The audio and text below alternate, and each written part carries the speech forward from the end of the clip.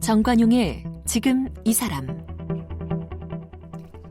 여러분 안녕하십니까? 정관용입니다. 온라인 동영상 플랫폼 그 장점이라면은 이 저렴한 비용으로 누구나 영상 콘텐츠를 제작하고 또 누구나 그래서 미디어의 중심이 될 수 있다 이거죠. 개인들이 동영상 플랫폼을 통해서 뉴스를 생산하고 또 자신의 개인기나 강점을 살려서 새로운 정보에 목말라 하는 대중들에게 정보를 제공하고, 자 그런데요, 요즘 이 30여 년 동안 법관으로 살아온 그 경력을 살려서 법률 상식을 알려주는 채널을 운영하고 있는 국내 최초 대법관 출신 크리에이터가 있습니다. 박일환 전 대법관, 오늘 함께 만나봅니다.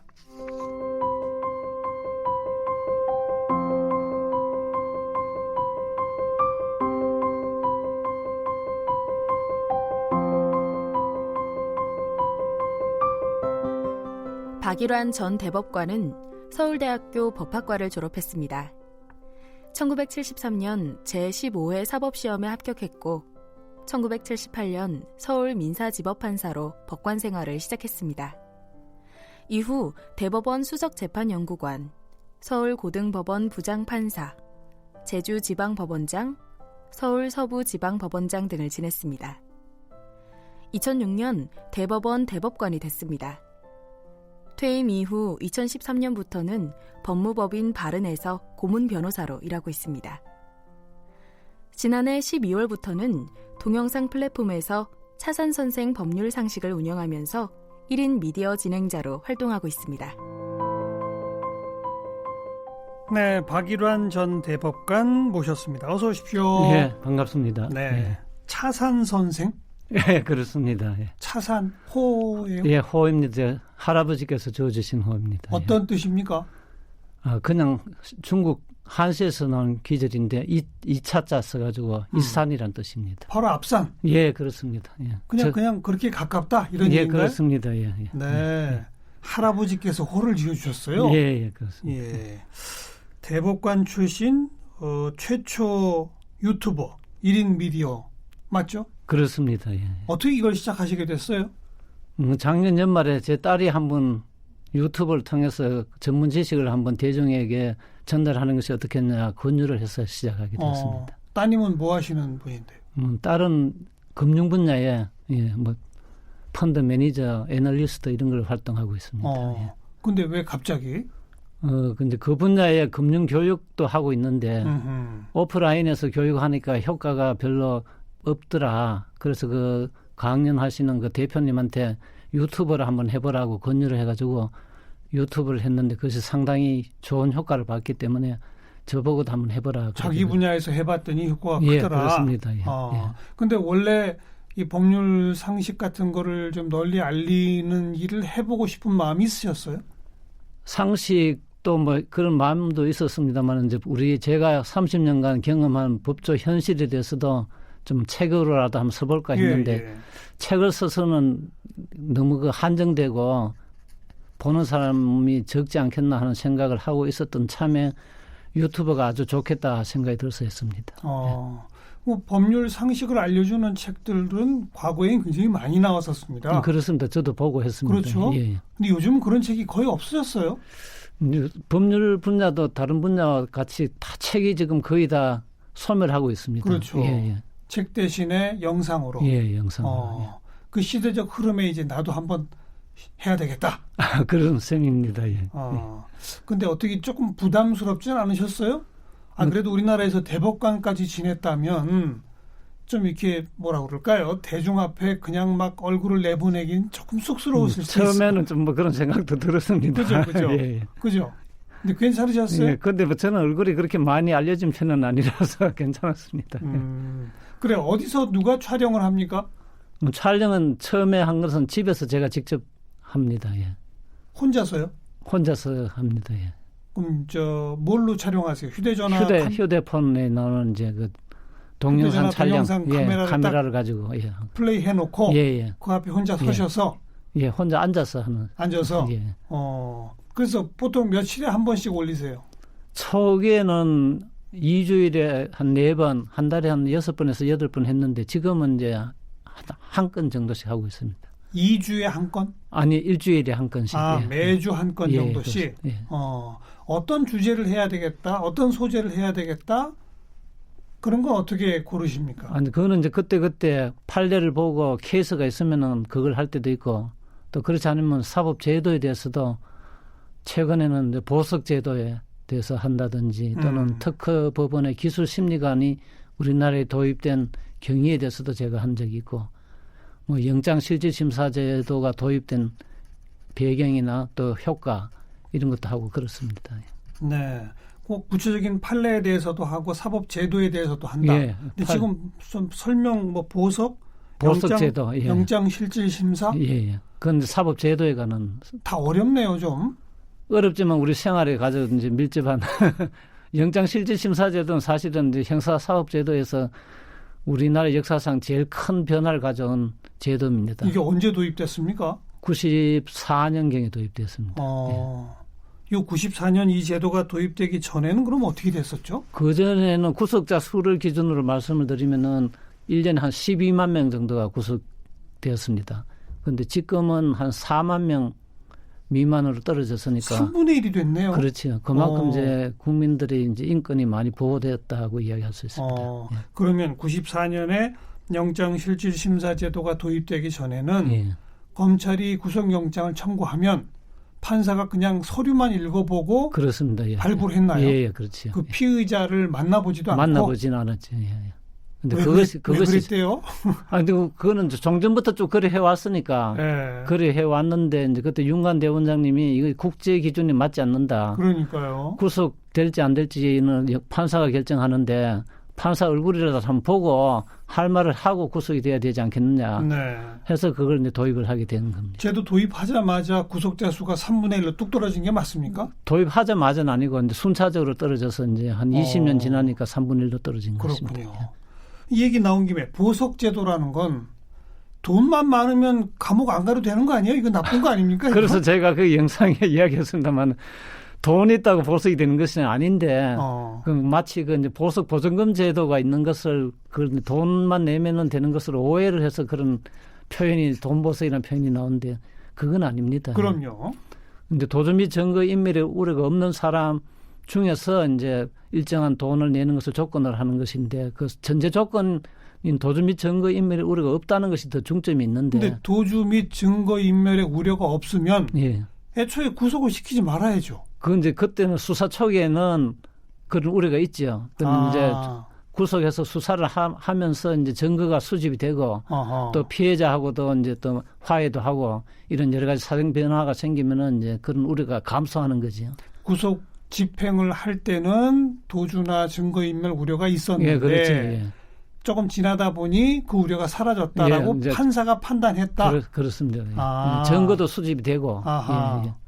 그럴 경우 보석을 허가할 수 있다. 그렇죠. 예. 근데 보석은 또 일단 누구나 신청을 할 수 있죠. 그렇죠. 예, 신청을 할 수 있습니다. 신청을 할 수 있으나 구속 및 증거인멸의 우려가 정말 없었는지를 판사가 판단해야 그렇습니다. 된다. 예. 그렇군요. 예. 이런 제도 설명하면 많이들 봅니까? 뭐 많이 생각보다는 많이 보는 것 같더라고요. 그래요? 예. 지금까지 제일 많이 본 거는 뭐였습니까? 제일 많이 본 거는 이제 농담으로 퇴사하겠다고 했다가 진짜로 퇴사 발령이 나가지고 소송을 한 케이스가 이제 한 3천 명 왔습니다. 뭐라고요? 잠깐만요. 근데 그러니까 회사 그만두겠다고 말을 했는데 나 농담으로 아유 회사 때려칠래 예. 이랬어요. 예, 근데 그걸 들은 사람이 그러면 그만두라 하고 발령을 내버렸습니다. 사장이? 예. 사장은 이제 전달 받았겠죠. 상사한테서. 예. 그럼 그게 부당해고예요? 정당해고예요? 그러니까 이제 그것이 이제 1심에서는 정당하다. 농담으로라도 그만두겠다고 네가 자진해서 말을 했으니까 회사에서 그 말을 받아들여서 그만두게 한 것이 무엇이 잘못이냐. 네. 해가 이제 원고가 패소를 했는데 이제 대법원 가서는 그 농담을 한 걸 알 수 있었지 않느냐. 알 수 있었으면은 효력이 없는 걸로 되어 있습니다.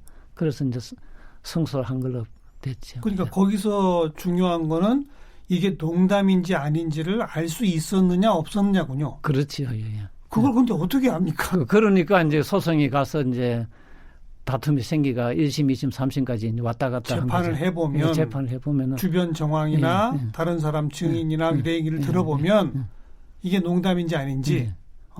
근데 판사는 이제 그렇게 객관적으로 판단하는데 사실 회사 측에서는 농담으로 우리는 받아들일 계제가 아니었다. 진담으로 알았다. 이래 이제 이야기를 하니까. 그렇겠죠. 근데 재판이 이제 오래 걸리는 거죠. 예.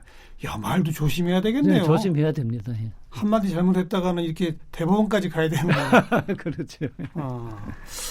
또 제가 저 목록을 잠깐 보니까 강도짓을 해서 남의 돈을 뺏어가지고 예.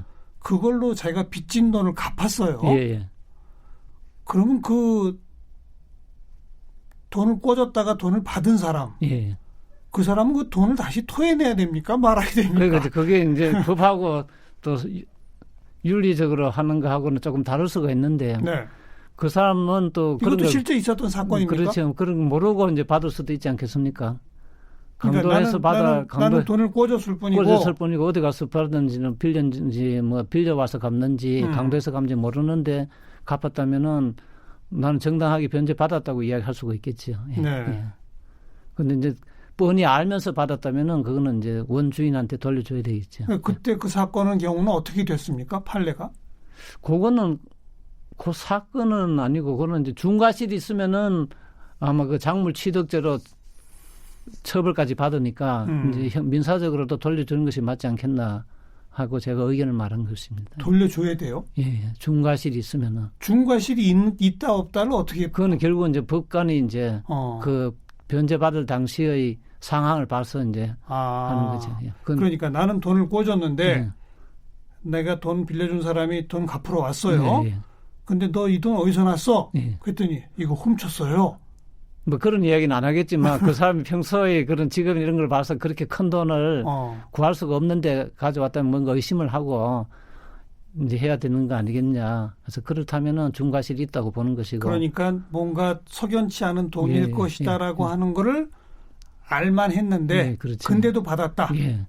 그러면은 이제 원주인한테 돌려주는 것이 맞을 것이고 금액이 뭐 크지 않고 뭐 20만 원, 50만 원 되는 걸 갚았다면은 가서 어디 가서 강도질을 해 왔다 하더라도 받는 사람이야 뭐 1, 20만 원 받는 것을 모르고 받지 않겠습니까? 네, 그러면은 이제 피해자가 그 사람한테까지 가서 내 돈이라고 내놔라고는 할 수가 없다. 이것도 근데 경우에 따라 다 다르군요. 다르지. 그렇지. 예.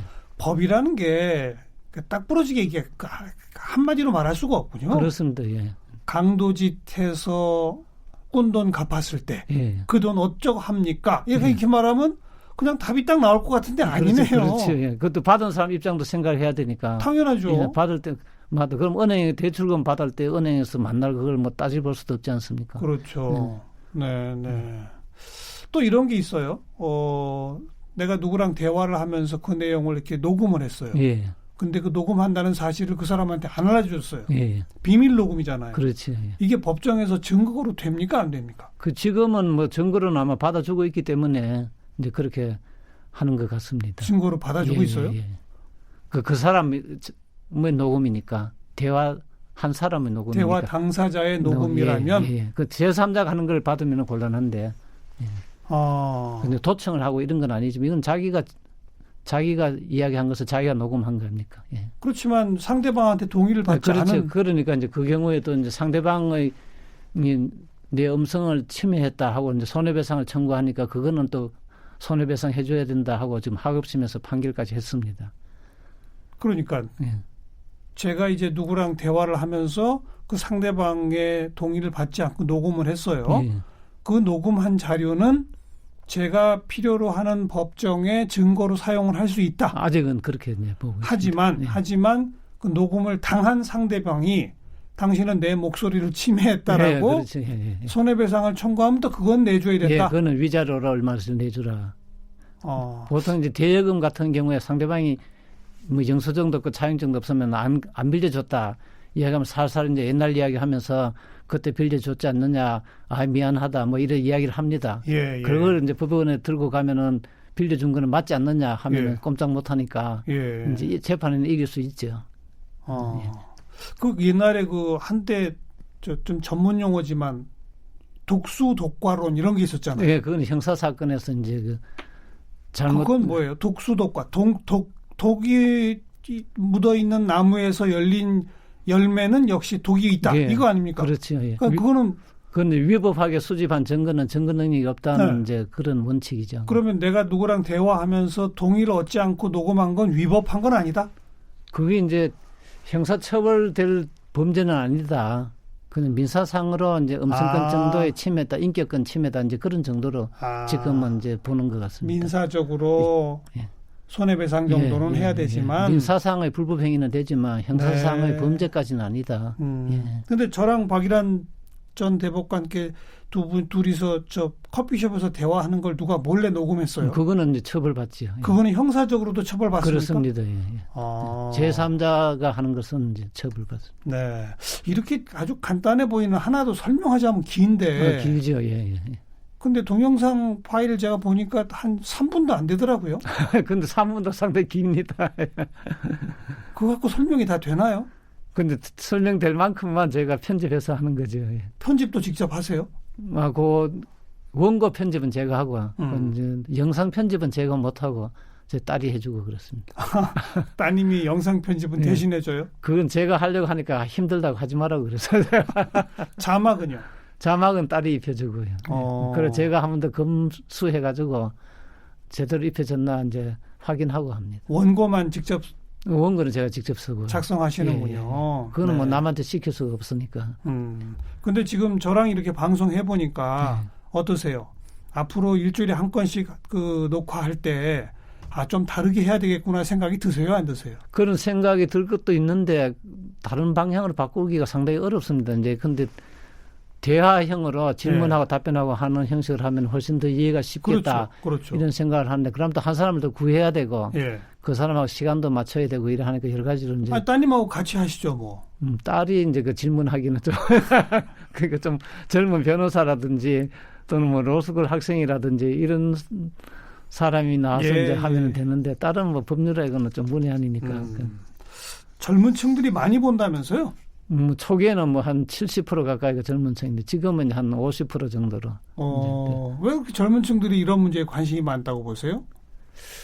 그거는 저도 예상 외에 원래 주제로 봐서는 젊은 층이 관심이 있을 것 같지는 않았는데 이제 아마 자기들로 봐서는 이제 부모 이상의 이제 그 윗분 위에 있는 사람이 아마 이런 걸 하니까 신기해서 본 거 아닌가 싶은 생각도 들고요. 그냥 신기해서. 예, 그리고 또 뭐 로스쿨 학생이나 이제 젊은 변호사들은 또 여러 가지로 또 저런 것도 가능하구나 해서 보고 아마 그런 것이 아닌가. 제가 뭐 그 나이밖에 분석을 못 해봤기 때문에. 과거에 함께 활동했던 동년배 분들, 친구분들이나 이런 분들은 뭐라 그럽니까, 반응이? 그런 사람들은 별 관심이 없어가지고 안 한다고 봐요? 해도 아예 안 보고 65세 이상은 한 1%밖에 안 됩니다. 지금은 좀 늘어가 한 3%로 늘었는데. 아니 그래도 저 대법관 출신으로 최초 뭐 유튜버가 탄생했다 뭐 이래가지고 또 화제도 되고 그랬잖아요. 예. 그러면 주변에서들 좀 안 봅니까? 그래도 잘 안 보는 것 같더라고요. 그래도 안 봐요? 친구분들도 안 봐요? 친구들은 또 뭐 별로 저한테 전화해서 잘 봤다는 사람이 거의 없습니다. 보람이 있으세요? 어떠세요? 뭐 보람은 있습니다. 몇 달째 지금 해오고 계신데. 그때 반응이 금방 오고. 어떤 반응이 와요? 그러니까 이제 댓글을 보고 이제 댓글에 뭐 질문도 오고 또 이런 것도 해줬으면 좋겠다. 뭐 그런 이제 또 방향도 알려주는 분도 있고 뭐 여러 가지로. 네. 앞으로도 그럼 쭉 이어가실 건가요? 뭐 당분간 더 해볼 생각입니다. 역시 마찬가지로 개별 사건 판례들, 또 사법 제도에 대한 이야기들 이런 걸로. 근데 그 2006년부터 12년까지 대법관 지내시지 않으셨습니까? 그렇습니다.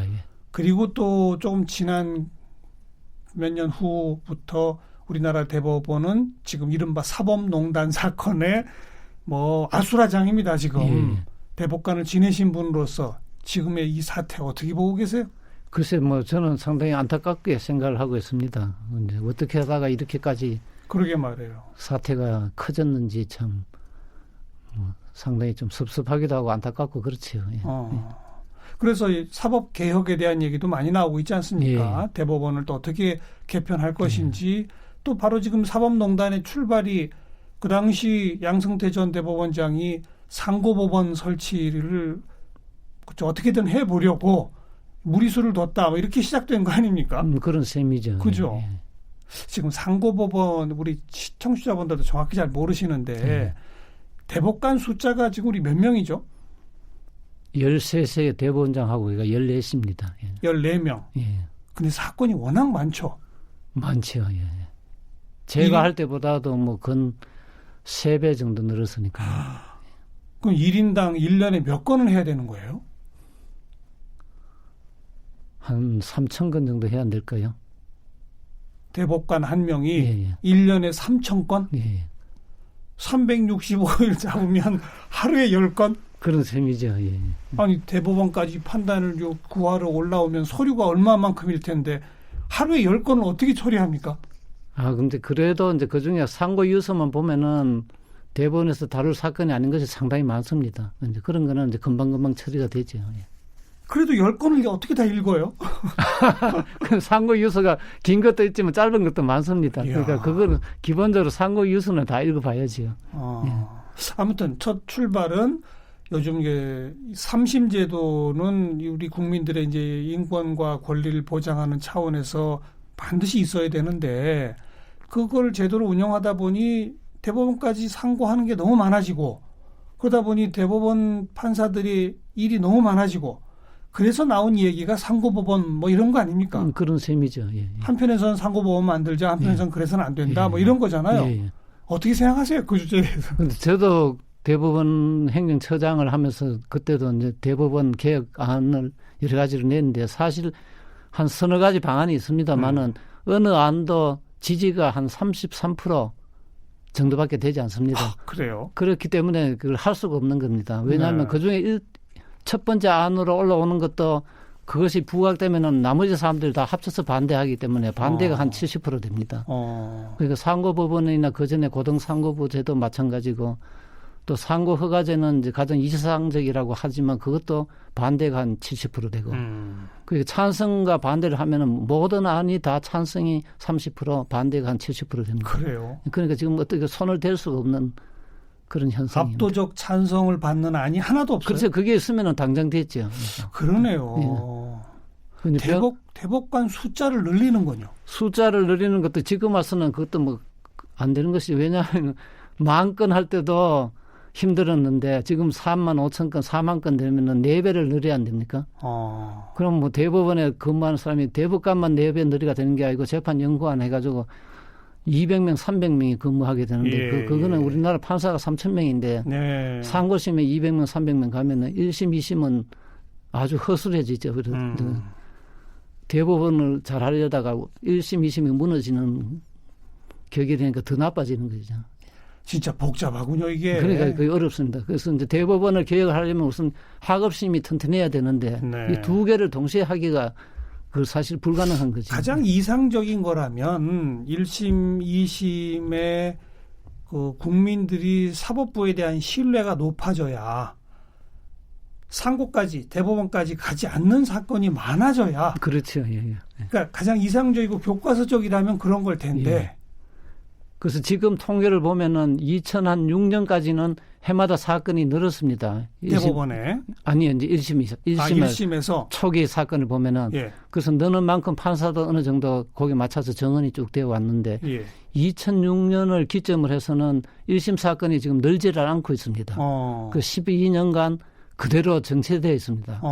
그런데 이제 상소 상고는 율이 올라가는 바람에 옛날처럼 그런 비율로만 했으면은 대법원 사건이 지금 안 늘어야 되는데 그 일은 항소를 많이 하고 따라서 이제 상고도 많이 하기 때문에 알겠습니다. 결국은 이제 이렇게 어려워져 버리죠. 한마디로 재판이 시작되는 건수는 2006년을 기점으로 비슷하다는 거 아닙니까? 그렇죠. 그러니까 뭔가 하여튼 잘못된 것을 2006년부터는 사람들이 1심 판결에 그래 어쩔 수 없다라고 이렇게 동의하는 사람들이 점점 줄어들었다는 그런 셈이죠. 그 이유가 어디 있다고 보세요? 그래서 저도 그것이 지금 궁금한데 왜 그런지는 이제 뭐 국민들이 조금 더 권리 의식이 높아졌다 또는 조금이라도 잘못된 것을 내가 못 참겠다 하는 것이 있는지 아니면은 법관이 거기에 대한 판결을 좀 소홀히 해서 그렇게 된 것인지 뭐 하여튼 아니면 사건이 너무 어려서 그래 된 것인지 뭐 아니면 이런 것도 있겠네요. 예. 변호사 숫자가 늘어난 영향.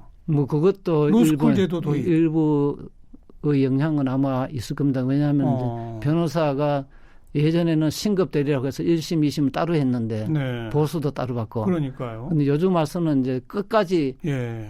동일한 한 번 받고 끝까지 내가 해준다 이러는 조건으로 이제 수임하는 경우가 많아서 아마 그런 것도 원인이 아닌가 생각을 합니다. 그리고 사법부에 대한 불신도 좀 강화된 거. 그렇죠. 예, 그런 거. 예. 총체적인 문제네요. 그렇죠. 아주 어려운 문제죠. 이걸 어떻게 하는 게 좋을지에 대한 의견도 앞으로는 좀 유튜브를 통해서 말씀하실랍니까? 이제 뭐 시간이 되면 저도 한번 이야기를 해보려고 합니다. 예. 근데 뭐 본인 그 스스로도 지금 딱 부러진 답을 못 갖고 계신 것 같아요. 그거는 답이 사실은 없습니다. 그래서 저 개인적인 생각으로는 한목에 다 고칠 수는 없으니까 항소심을 우선 좀 대대적으로 개편을 하는 것이 옳지 않겠나. 항소심? 예. 그러니까 대법원 가게 이제 전 단계 2심. 예. 그 지방법원 말고 고등법원. 근데 이제 우리나라 2심은 조금 복잡하게 되어 있습니다. 왜냐하면 단독 사건에 대한 2심은 지방법원 항소부에서 하고 맞아요. 또 합의 사건에 대한 2심은 고등법원에서 하는데 예. 이 고등법이라는 것도 지금은 또 옛날로 따라서 지부를 많이 만들어가지고 맞아요. 전국에 다 흩어져 있습니다. 그러니까 이제 항소심이 너무 복잡하게 돼 있죠. 그러네요. 지방 항소심, 고등지부, 고등법원.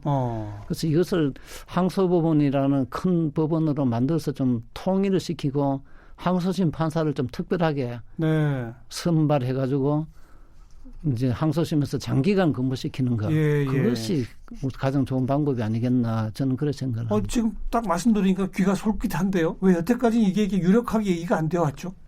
그래서 이제 뭐 아무도 거기에 대해서는 관심을 안 가지고 이것이 지금 땜질식으로 우리가 지금 사법제도를 50년간 유지를 해왔는데. 알겠습니다.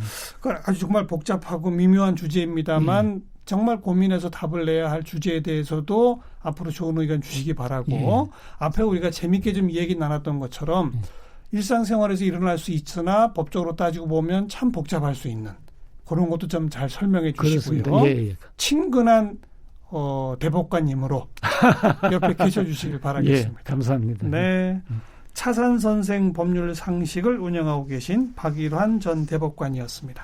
고맙습니다. 감사합니다.